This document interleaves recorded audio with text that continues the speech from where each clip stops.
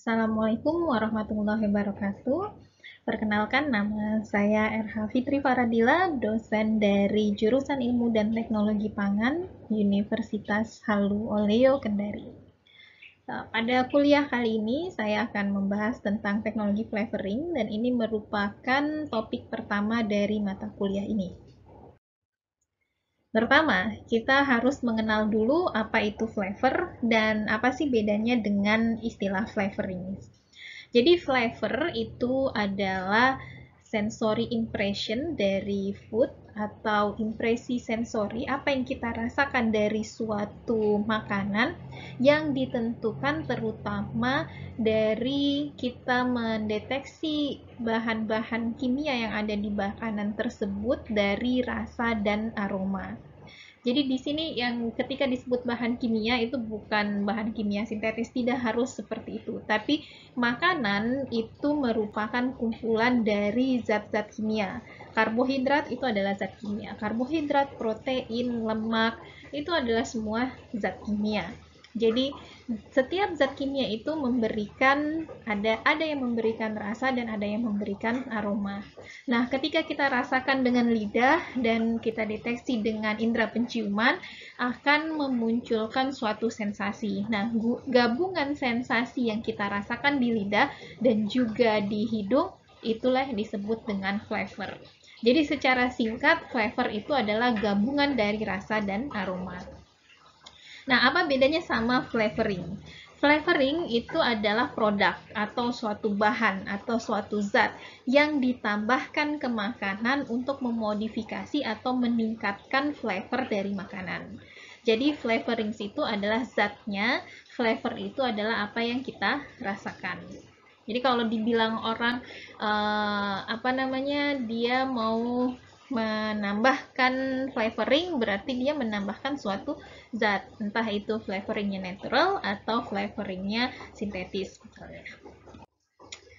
Nah, seberapa penting sih flavor itu?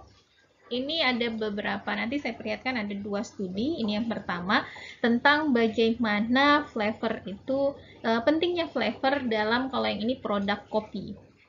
Nah, dari hasil survei mereka diketahui bahwa konsumen menyatakan yang 2 atribut terpenting dari kopi itu adalah taste atau rasa dan flavor. Dan taste ini sendiri sebenarnya bagian dari flavor. Itu pentingnya flavor dari suatu produk pangan. Untuk price, harga, roast variety, variasi dalam metode roasting, dan tingkat roastingnya dan juga merek itu jauh di bawah taste dan flavor. Jadi penting sekali bagi konsumen, kenapa dia memilih satu produk bukan produk yang lain, itu karena pengaruh taste dan flavor. Begitu juga dengan flavor di daging yang ini, studi di Nevada, USA. Nah, di sini terlihat bahwa flavor itu extremely important. Jadi bukan hanya important ya, bukan hanya penting, tapi extremely. Karena itu yang menentukan, salah satu hal yang paling penting yang menentukan mutu dari suatu produk pangan. Industrinya sendiri bagaimana? Industri untuk flavoring ini cukup besar. Jadi diperkirakan di tahun 2027 ini marketnya mencapai 17,4 miliar dolar, bukan miliar rupiah ya, tapi miliar dolar, global food flavor market. Ini cukup besar. Meskipun industri flavoring ini kalau di orang awam tidak terlalu populer ya, tidak seperti industri misalnya industri otomotif, industri handphone misalnya yang terkenal, tapi flavoring itu tidak terlalu terkenal dan bahkan mungkin orang ada yang tidak tahu apa itu flavoring, tapi industri ini memasuk ke hampir semua perusahaan pangan karena proses food atau makanan yang diproses itu umumnya menambahkan flavoring, entah itu dalam bentuk natural maupun dalam bentuk sintetis. Dan pertumbuhan dari industri ini juga baik, itu sekitar 4,6%. Menurut ini yang studi dilakukan pada tahun perkiraannya hingga tahun 2027. Nah, di Indonesia sendiri ada beberapa industri flavoring yang ada di sini, baik itu perusahaan Indonesia maupun perusahaan asing yang berada di Indonesia, jadi multinasional. Ini contoh-contoh perusahaan flavoring yang ada di Indonesia. Ini juga menunjukkan bagaimana market dari flavor tadi, food flavor, itu meningkat, dan di sini terlihat bahwa industri flavor yang artifisial atau yang sintetis itu memang produksinya atau marketnya lebih tinggi saat ini dibandingkan yang natural. Akan tetapi peningkatan dari marketnya ini lebih besar dibandingkan dengan yang artifisial. Proyeksi di tahun 2027. Kenapa bisa seperti itu? Karena sekarang konsumen sudah semakin peduli ya terhadap kesehatan dan keamanan produk, dan dianggap sesuatu yang natural itu lebih aman dan lebih sehat. Meskipun tidak selamanya seperti itu, hanya kepercayaan konsumen kalau dibilang itu natural, dia akan menganggap itu lebih sehat dan lebih aman. Terus untuk penggunaan flavoring itu, kebanyakan yang utama itu ada di industri beverages atau minuman. Jadi banyak sekali flavoring itu yang digunakan di produk-produk minuman. Ada juga di dairy and frozen products, produk-produk susu dan produk beku seperti es krim. Terus bakery and confectionery, permen, roti-rotian gitu ya. Terus snack juga, dan tidak hanya di pangan manusia, tapi juga industri flavoring ini dibutuhkan untuk pakan ya, pakan ternak, terutama ternak dan juga hewan peliharaan. Terutama di hewan peliharaannya seperti anjing, kucing, itu dia memberikan flavor untuk agar supaya si hewan peliharaannya lebih menyukai makanan yang diberikan. Nah, kenapa sih kita perlu menambahkan flavoring kepada produk makanan kita? Kan makanannya sudah ada flavornya, kenapa harus kita tambahkan lagi gitu? Ada beberapa alasan, diantaranya misal yang pertama, ada makanan yang punya flavor yang tidak menarik untuk beberapa konsumen, tapi nutrisinya tinggi. Nah, jadi supaya konsumen lebih banyak yang mengkonsumsinya, karena tadi faktor kesehatannya mungkin, atau dia bisa mencukupi kebutuhan nutrisi harian kita, tapi rasanya kurang enak, maka ditambahkan flavor supaya dia lebih menarik. Contohnya itu seperti susu. Tidak semua orang suka susu putih ya, susu yang tanpa flavor yang lain-lain gitu. Tapi ketika dikasih misalnya flavor coklat, strawberry, bahkan ada yang pisang dulu ya, tapi kayaknya sudah tidak banyak susu rasa pisang. Nah, itu banyak konsumen yang jadi lebih menyukai.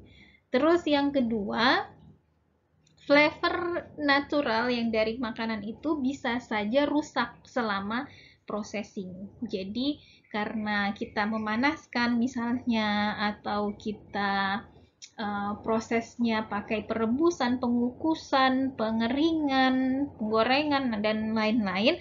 Nah, selama proses tersebut bisa saja flavornya berubah atau flavornya rusak, sehingga kita perlu menambahkan dari luar. Terus bisa juga karena masalah alergi. Misalnya ada yang alergi sama udang, gitu ya, tidak bisa makan udang, tapi kepengen merasakan rasanya udang. Nah, bisa kita tambahkan flavor. Jadi tidak ada sama sekali ini flavor sintetis misalnya, atau flavor buatan artifisial, tidak ada sama sekali udangnya, tapi rasanya mirip udang. Nah, ini bisa jadi kalau orang yang alergi udang tapi ingin makan kerupuk rasa udang, bisa saja kerupuknya dikasih flavor udang. Terus juga karena konsumen itu sekarang semakin lebih lebih ingin mencoba sesuatu yang baru. Consumers demand for new flavor. Jadi sekarang trennya, apalagi anak-anak muda, itu ingin mencoba sesuatu yang baru. Seperti ada produk, kalau tidak salah ini produk KitKat ya, atau coklat, itu sekarang rasanya rasa bunga sakura. Dan ini cukup tren di Jepang karena orang ini unik gitu ya. Belum ada bagaimana rasanya makanan tapi rasa bunga.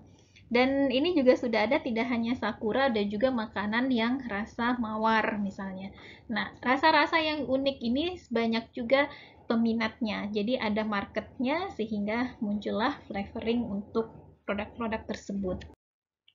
Ini adalah tipe-tipe dari flavorings yang biasa ditambahkan di dalam bahan makanan. Jadi flavorings bisa kita kelompokkan dalam ada berapa ini? 6 kelompok ya.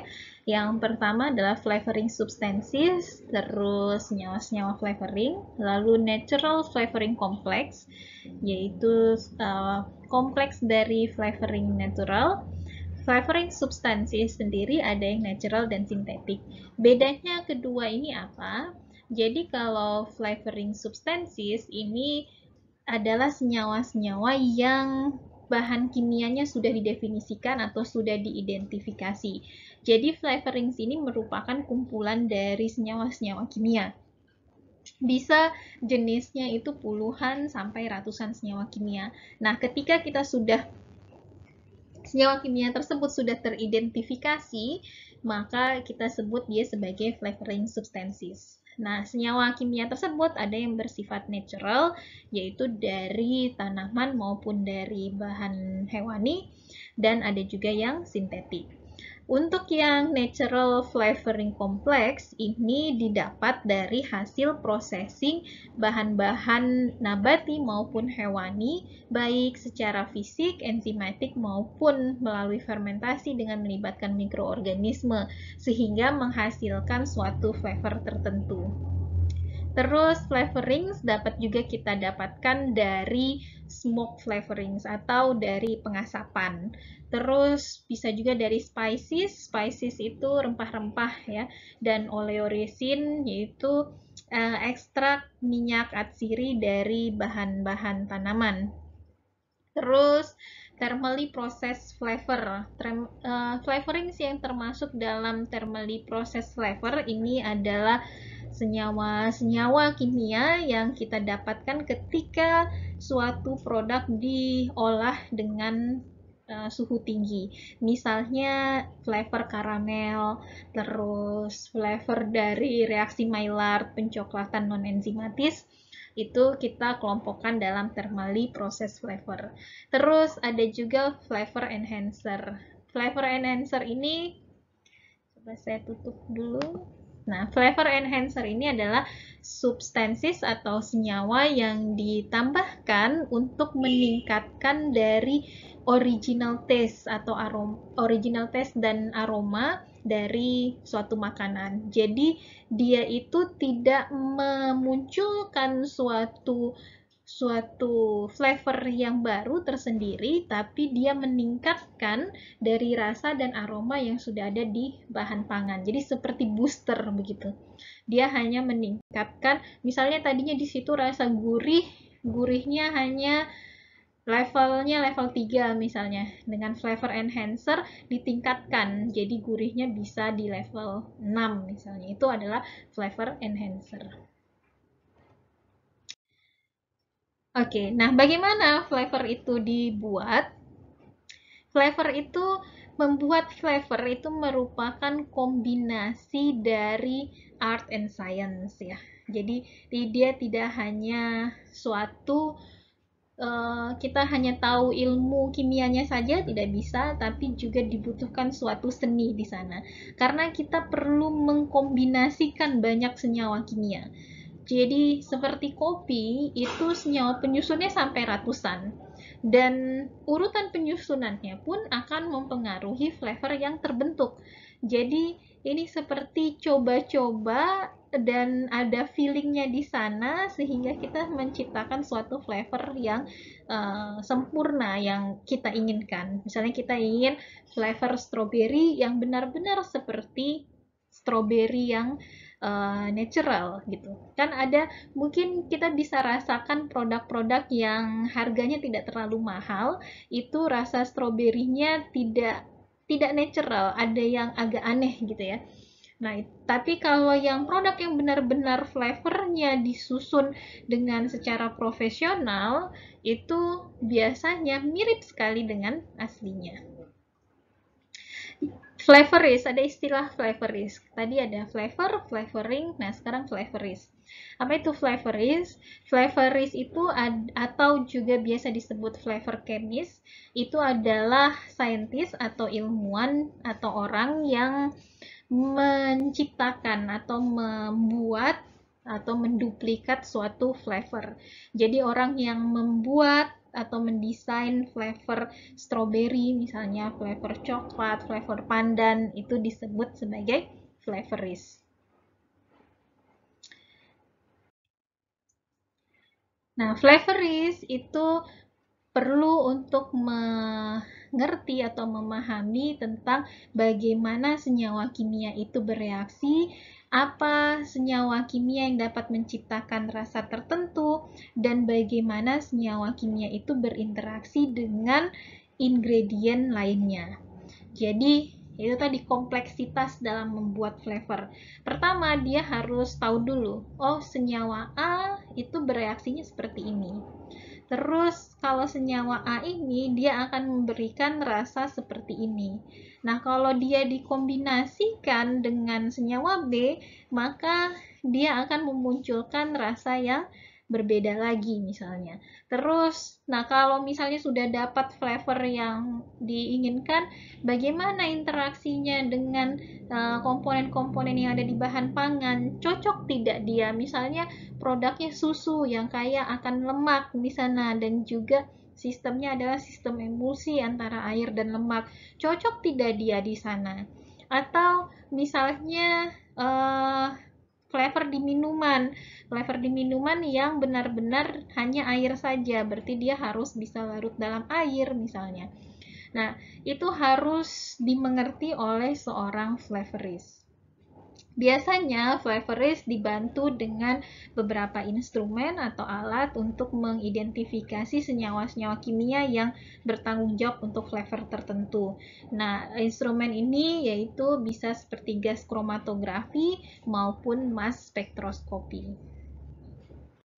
Nah, tadi disebutkan bahwa si flavor atau senyawa-senyawa kimia itu saling berinteraksi. Ini contoh di mana suatu flavor itu dia akan mempengaruhi flavor yang lainnya. Contoh di sini adalah rasa salty atau asin dan umami atau gurih, terus sweet, manis, sour ini asam, bitter, pahit, dan spice di sini adalah pedas. Pedas yang 5 rasa yang 5 rasa salty, umami, sweet, sour, dan bitter ini merupakan 5 rasa dasar. Dan di sini dia masukkan spice atau pedas. Pedas itu bukan termasuk dalam rasa ya, bukan masuk dalam rasa dasar, tapi bisa kita sebut dia sebagai flavor. Nah, di sini gambar tanda panah yang abu-abu ini menunjukkan enhance atau meningkatkan rasa dari flavor yang satunya. Terus kalau yang gelap tanda panahnya ini balance atau dia menyeimbangkan dari suatu flavor. Nah, misalnya sour ini enhance salty atau umami. Jadi, rasa asam itu bisa meningkatkan rasa asin dan juga rasa gurih. Terus sweet itu saling panahnya ini dilihat ada yang ke kiri dan ke kanan bolak-balik. Jadi sweet ini bisa meningkatkan rasa asin atau umami dan juga garam dan misalnya MSG itu bisa meningkatkan rasa manis.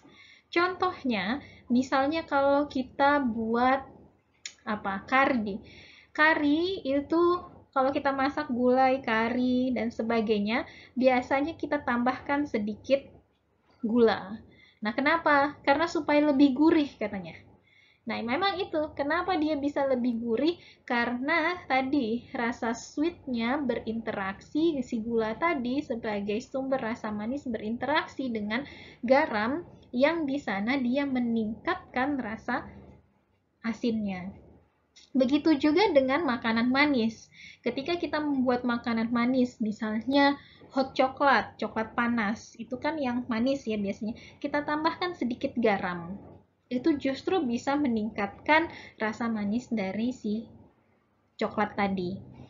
Nah, kalau sweet dan bitter atau pahit dan manis, ini balance atau dia menyeimbangkan. Jadi, kalau kopi yang pahit, pahitnya bisa dikurangi dengan gula yang manis. Atau kalau terlalu manis, bisa kita kurangi manisnya dengan menambahkan spices atau sesuatu yang pahit atau sesuatu yang pedas. Jadi, flavor itu saling berinteraksi. Nah, kita sebagai flavorist, kalau memang bekerja sebagai flavorist, harus paham interaksinya. Ini hanya salah satu contoh saja. Nah, perlu dipahami juga bahwa color atau warna itu bisa mempengaruhi ekspektasi kita terhadap flavor. Seperti misalnya kalau sesuatu yang berwarna hijau, itu dalam pikiran kita flavornya itu rasa kalau tidak melon, lime atau jeruk, gitu ya, jeruk nipis atau rasa apel. Kalau warna produknya orange itu rasa orange atau toffee atau anisit gitu ya. Kita jarang ada merasakan anisit ini, tapi orange itu identik dengan rasa jeruk. Nah, jadi kalau bisa ini dicocokkan dan warnanya itu juga akan nanti meningkatkan rasa yang menjadi ekspektasinya. Beberapa faktor lain yang perlu dipertimbangkan ketika kita ingin membuat suatu flavor yaitu ingredient factors, faktor dari bahan bakunya, ingredient, terus atau komposisi si bahan pangannya itu, terus faktor processing atau faktor pengolahan, storage factors atau faktor penyimpanan, dan consumption factor atau faktor konsumsi. Kita bahas satu-satu. Untuk ingredient factors atau faktor dari komposisi bahan pangannya, ini yang paling penting yaitu bagaimana kelarutan dari flavoring itu di dalam bahan pangan tersebut. Seperti tadi, misalnya kita mau menambahkan flavoring ke minuman. Minuman yang isinya terutama adalah air. Kalau susu kan dia itu campuran antara air dengan lemak. Tapi misalnya minumannya itu memang benar-benar air yang utamanya. Nah, berarti kita harus menambahkan flavor yang larut di dalam air. Tapi kalau misalnya produk kita terutamanya adalah lemak, maka dia harus bisa larut di dalam lemak. Taste threshold in fat are much higher than in water. Nah, ambang batas rasa kita di produk yang banyak fatnya atau banyak lemaknya itu lebih tinggi daripada di produk yang berbasis air. Nah, ini perlu dipertimbangkan untuk konsentrasi flavoring yang ditambahkan. Terus ada juga yang dikenal dengan flavor partition atau partisi flavor. Nah, ada yang contoh nyatanya misalnya permen blaster ya, yang dia ada isi coklat di dalam permennya. Itu flavornya dipartisi atau dikasih pembatas. Jadi ketika kita makan pertama permennya, itu tidak langsung terasa coklatnya. Tapi ketika kita gigit, terus coklatnya atau kadang ada juga yang isinya mint, itu baru keluar. Sehingga baru terasa di dalam mulut.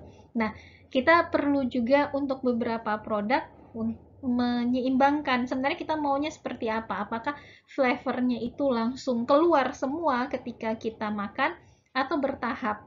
Ya seperti permen tadi ya. Permen tadi ketika diemut pertama hanya rasa manis permennya, misalnya ada min-minnya sedikit. Terus ketika permennya sudah sudah hampir habis, nanti di dalamnya mulai terbuka atau pecah sehingga coklatnya lumer keluar. Misalnya seperti itu. Terus juga flavor itu dia akan berinteraksi terhadap komponen-komponen di bahan pangan, misalnya terhadap karbohidrat dan protein. Nah, interaksi dari senyawa flavoring dengan senyawa-senyawa yang ada di bahan pangan ini juga perlu diperhitungkan, karena dia akan entah dia mengganggu efektivitas dari flavoring atau meningkatkan, jadinya flavornya jadi terlalu kuat, misalnya yang tidak kita inginkan. Berikutnya itu faktor pengolahan. Faktor pengolahan dapat mempengaruhi flavor atau flavoring, terutama untuk pengolahan dengan menggunakan panas. Panas itu terutamanya akan menghilangkan senyawa-senyawa volatil. Senyawa volatil adalah senyawa-senyawa yang mudah menguap. Dan senyawa volatil inilah yang bertanggung jawab terhadap aroma. Ingat tadi flavor adalah gabungan dari rasa dan aroma. Nah, kalau aromanya ini menguap atau hilang, maka flavornya juga akan terganggu. Jadi, ketika flavorings itu ditambahkan ke produk yang mengandung atau akan diproses panas, maka ini perlu diperhatikan. Jadi untuk mencegah kehilangan flavor selama proses pemanasan itu ada beberapa cara. Salah satunya itu melalui enkapsulasi. Apa itu enkapsulasi? Enkapsulasi adalah seperti kita menyalut atau kita salut dia membentuk suatu kapsul. Jadi si flavoringsnya atau senyawa pemberi flavor itu kita masukkan ke suatu bahan penyalut. Nah, selama nanti proses panas, bahan penyalutnya ini akan meleleh karena akibat panas, tapi yang di dalamnya, flavor yang di dalam tetap terjaga. Dan karena dia meleleh, maka flavornya keluar tapi tidak sempat menguap. Di produk akhirnya dia sudah bercampur dengan bahan-bahan yang lain sehingga dia masih berada di produk tersebut dan bisa dirasakan oleh konsumen. Penyimpanan juga akan mempengaruhi flavor. Untuk beberapa tipe makanan, selama penyimpanan justru flavor itu terbentuk atau berkembang gitu ya. Contohnya seperti pada produk wine dan cheese atau anggur dan juga keju, itu justru flavornya yang dicari oleh konsumen terbentuk selama penyimpanan. Semakin lama dia disimpan, justru flavornya juga akan semakin menarik. Tapi untuk beberapa produk pangan, selama penyimpanan flavor akan rusak. Contohnya karena akibat oksidasi. Nah, reaksi oksidasi bisa menurunkan intensitas dari flavor atau justru menciptakan flavor baru yang tidak diinginkan. Seperti misalnya minyak akibat oksidasi akan terbentuk aroma-aroma tengik. Terus flavor juga bisa mengalami migrasi dari kemasan pangan ke produk pangan atau sebaliknya. Nah, ini akan mempengaruhi flavor dari produk tersebut. Suhu di mana suatu produk itu akan dikonsumsi itu akan sangat mempengaruhi jumlah flavoring yang perlu kita tambahkan. Contohnya misalnya untuk produk-produk yang dimakan pada suhu rendah seperti es krim, itu intensitas dari flavornya akan menurun. Jadi kalau suhu yang rendah, maka intensitas atau kemampuan kita untuk mendeteksi flavor juga akan menurun. Karena itu, kita akan menambahkan lebih banyak flavoring di produk yang akan dikonsumsi pada suhu rendah. Nah, untuk produk yang dikonsumsi pada suhu tinggi, ini agak tricky. Karena pada suhu yang tinggi, intensitas kita untuk mengenali flavor itu tinggi. Jadi kalau kita tambahkan terlalu banyak, bisa-bisa terlewat gitu ya, terlalu kuat rasanya. Dan kalau flavor terlalu kuat juga tidak disenangi oleh konsumen. Tapi di sisi yang lain, kalau kita tambahkan flavornya sedikit, tadi ingat, panas itu bisa membuat senyawa-senyawa volatil menguap. Nah, kalau akibat proses panas ini dia menguap, maka flavor yang terasa juga berkurang gitu. Jadi kita harus menyeimbangkan tadi faktor bahwa manusia lebih sensitif terhadap flavor pada suhu yang lebih tinggi. Di satu sisi suhu tinggi juga dapat meningkatkan penguapan dari senyawa-senyawa volatil. Bentuk dari flavor yang dapat kita tambahkan ke bahan pangan itu ada beberapa macam. Ada yang berbentuk water soluble liquid flavor, jadi flavornya dalam bentuk liquid dan larut air, atau dalam bentuk liquid dan clear water soluble, artinya dia clear, tidak ada warnanya. Jadi untuk produk-produk yang bening tapi ingin ada rasanya, nah pakailah yang clear water soluble liquid flavor.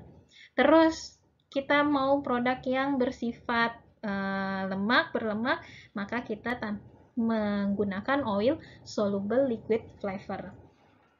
Ada juga dalam bentuk emulsi. Emulsi untuk produk-produk seperti tadi susu ya, terus mayones, itu merupakan suatu sistem emulsi gabungan dari air dan lemak.